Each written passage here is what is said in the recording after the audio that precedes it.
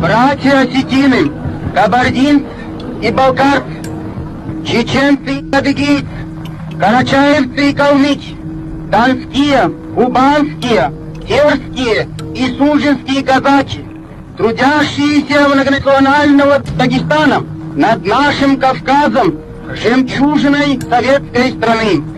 Подлые фашистские захватчики задумали превратить наш прекрасный Кавказ в страну мрака и подневольного каторжного труда на немецких господ. Вспомните слова великого сына осетинского народа Костахета Курова. Лучше умереть народом свободным, чем кровавым потом рабами деспоту служить.